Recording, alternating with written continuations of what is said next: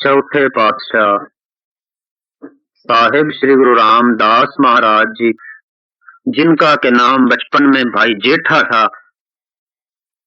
जिन्होंने के अपने जीवन के अंदर गुरु के हुक्म को ही सब कुछ मानना है। अर्थात गुरु का हुक्म, गुरु की कृपा से जीवन पर्यंत अगर माना गया तो समझो कि जीवन का मनोरथ पूरा हो गया, जीवन सफल हो गया।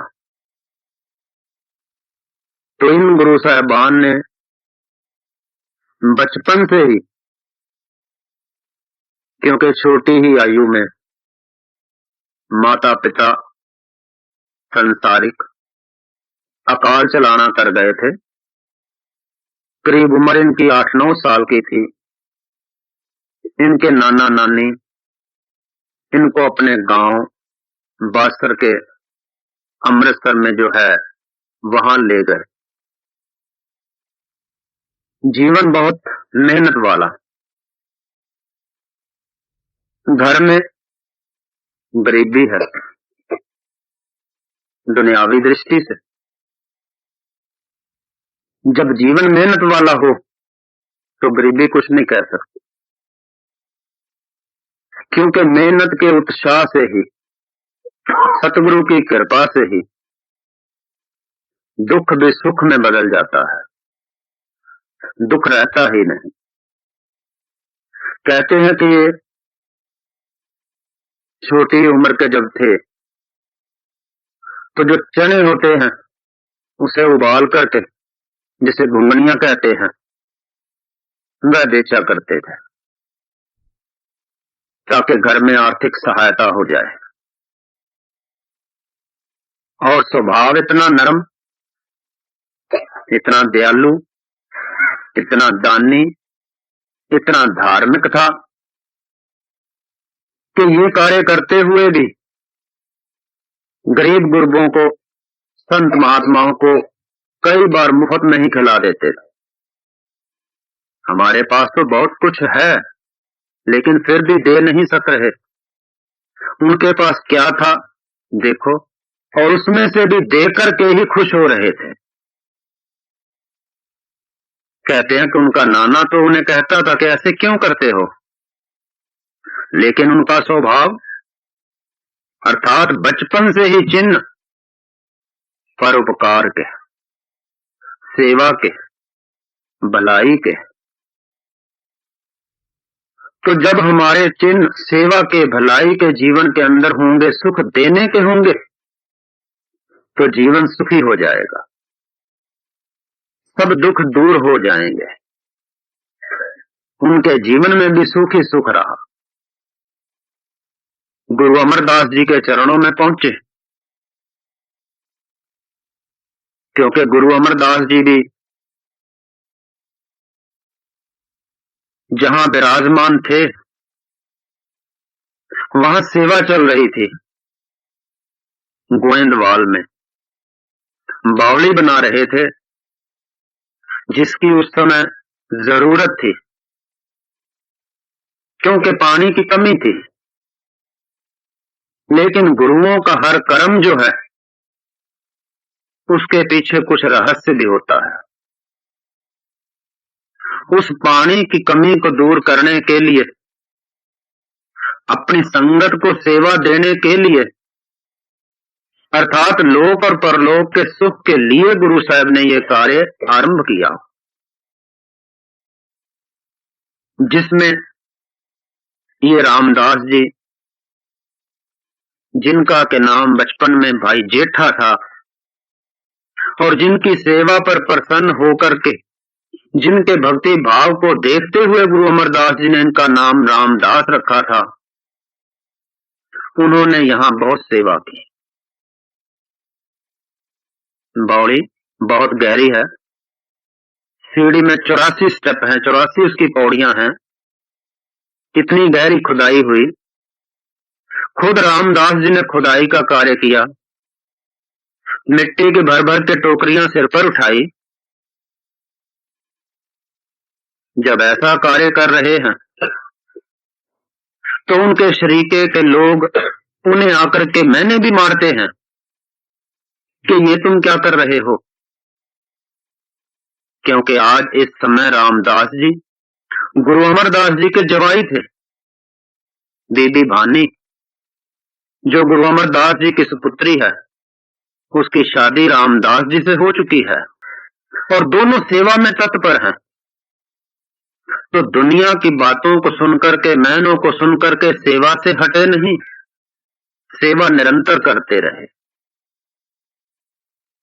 दुनिया क्या जाने, लोग क्या जाने उनकी दृष्टि को, क्योंकि उनकी दृष्टि, रामदास जी की दृष्टि ये नहीं थी कि मैं ससुराल में रह रहा हूं, ये नहीं थी कि केवल मैं ससुरे घर में हूं। उनको था कि मैं तो गुरु घर में हूं, गुरु घर की संगत, गुरु की संगत की सेवा हो रही है, गुरु की सेवा हो रही है, गुरु के लिए हो रही है, गुरु के हुक्म में हो रही है। बस गुरु के हुक्म में जैसे ही जीवन उनका प्रवेश कर गया तो समझो कि गुरु उनके अंदर प्रवेश कर गया, गुरु का ज्ञान, गुरु का उपदेश उनके अंदर प्रवेश कर गया। उनकी सेवा पर बहुत प्रसन्न हुए गुरु अमरदास जी। और एक बार तो परीक्षा का समय भी आ गया, जबकि गुरु अमरदास जी कुछ संगत के तहत, यहां तक के पुत्रों के तहत, मोरी मोहन वो भी साथ में थे, बाहर खुले में खड़े हैं वृक्षों के नीचे, कहने लगे यहां एक चबूतरा, एक थड़ा सा बन जाए, इस ढंग से बने। गुरु का हुक्म मानकर सबने बनाना शुरू कर दिया। तो गुरु अमरदास जी ने कहा कि ये ठीक नहीं बना, जैसा हम चाह रहे हैं ये वैसा नहीं, ऐसे तोड़ दो। तो कईयों ने तोड़ दिया, कई सोचने लगे कि इतनी मेहनत से बनाया है, तोड़े कैसे। फिर गुरु साहब ने हुक्म किया कि अब इसे बनाओ। फिर कईयों ने बनाना शुरू कर दिया। फिर गुरु साहब ने कहा कि ये ठीक नहीं है, इसे तोड़ दो, तोड़ना शुरू कर दिया। इस क्रिया को देख करके ऐसा ऐसा सब संगत जो थी इधर उधर हो, पुत्र भी इधर उधर हो गए। लेकिन ये रामदास जी जो के गुरु के हुक्म को ही सेवा मान रहे थे, यानी हुक्म को मान करके ही खुशी महसूस कर रहे थे, अनुभव कर रहे थे, डटे रहे। जब गुरु साहब ने कहा बनाओ तो बनाना शुरू कर दिया। गुरु जब किसी को कहे कि ये कार्य तू कर, ये सेवा तू कर, तो उसको कितनी खुशी होती है कि मेरे को आज गुरु जी ने ऐसे कहा। तो जब उनको भी कहा जाता था तो उनको भी बहुत खुशी होती। और जब वो कहते थे कि ये ठीक नहीं है, इसे तोड़ दे, तो समझते थे कि मेरे अंदर कमी है, मैं ही गुरु के हुक्म को नहीं समझ पा रहा हूं, गुरु क्या चाह रहे हैं। यानी मेरी समझ छोटी है, मेरी बुद्धि छोटी है, मेरा मन छोटा है, मैं गुरु के रहस्य को, उद्देश्य को नहीं समझ पा रहा हूं। यानी अपने में ही कमी जान रहे थे। बहुत बड़ी बात है अपने में कमी जानना। जो इंसान अपने में कमी जानेगा वो सबसे बड़ा हो जाएगा। आखिर वह समय आ गया, यानी उस थड़े को बनाने में भी उनको खुशी मिल रही थी और तोड़ने में भी उनको खुशी मिल रही थी, क्योंकि गुरु का हुक्म था, हुक्म में खुशी मिल रही थी। जो लोग इधर उधर हो गए वो तो सोचने लगे कि गुरु अमरदास जी, क्योंकि गुरु चरणों में आए 72 वर्ष के थे, गद्दी पर बैठे 84 वर्ष के थे, ये तो उसके भी पीछे की बात है। इतनी बड़ी उम्र के हो गए हैं, वृद्ध हो गए हैं, शरीर बुढ़ा हो गया है, शायद बुद्धि दिमाग पूरा काम नहीं कर रहा, इसलिए बार बार कहते हैं कि इसे बनाओ, इसे तोड़ो, इसे बनाओ, इसे तोड़ो। लेकिन रामदास जी के मन में ये बात नहीं आई, गुरु का हुक्म। तो रामदास जी के जीवन के अंदर गुरु का हुक्म ही गुरु की सेवा, इस बात का प्रमाण है। और इसी बात ने, इसी सेवा ने, इसी रहस्य ने उनको आज यहां पहुंचा दिया कि गुरु अमरदास जी की कृपा से, गुरु अमरदास जी के हुक्म से, उनकी सेवा से आज रामदास गुरु रामदास जी हो गए। आज उनकी वाणी गुरु ग्रंथ साहिब में दर्ज हो गई। आज ये वाणी ईश्वरीय वाणी, उनकी वाणी भी वो नहीं कहते कि ये हमारी वाणी है, वो तो कहते हैं कि ता मैं कहया कहन जा तुझा कहाया, ये वाणी मेरी नहीं, मैंने तभी कहा जब तूने कहाया हे परमात्मा हे सतगुरु। इतना मन जो था निम्रता में, निष्अहंकार अवस्था में महापुरुषों का चला जाता है, अर्थात जिसका चला जाता है वो महापुरुष है, उसका जीवन सफल है। यार नेक सुन साजनो,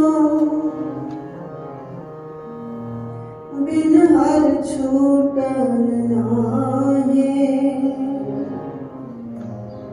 नानक तेरे बंधन कटे, गुर की चरनी पाए, गुर की चरनी पाए। नानक तेरे बंधन